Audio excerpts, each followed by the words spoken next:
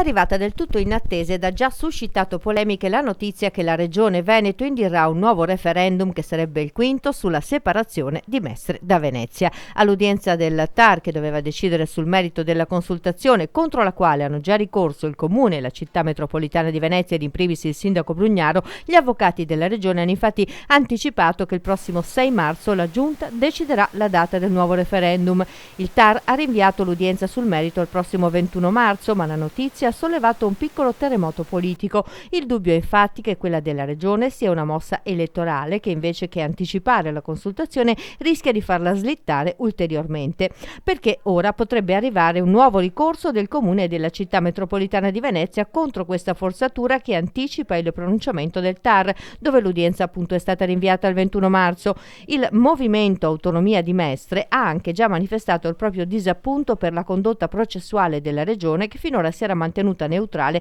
in attesa delle decisioni del Tribunale amministrativo. A questo punto, scrivono provocatoriamente in una nota, ci attendiamo che la Regione, per ostacolarci, fissi la data della consultazione il giorno di Ferragosto, a Natale o nel giorno della Vogalonga. Questo referendum è stato votato già nel 1979, quando i veneziani si pronunciarono con uno schiacciante 72% contro la separazione, e poi 10 anni dopo, quando il fronte del no si fermò al 60%. Un analogo risultato uscì dalle urne anche nel 1994 e nel 2003. E ora, a 14 anni di distanza, si prospetta una nuova chiamata al voto, anche se in data da destinarsi, che vedrà ancora una volta su fronti opposti il fronte del no, forte della convinzione che l'istituzione della città metropolitana dovrebbe mettere la parola fine all'ingerenza della Regione sulla materia, e il fronte del sì, che ha un comitato veneziano e uno mestrino e che propugna l'inammissibilità dei ricorsi. Tra dubbi e polemiche è già aperto il totovoto sulla data del referendum,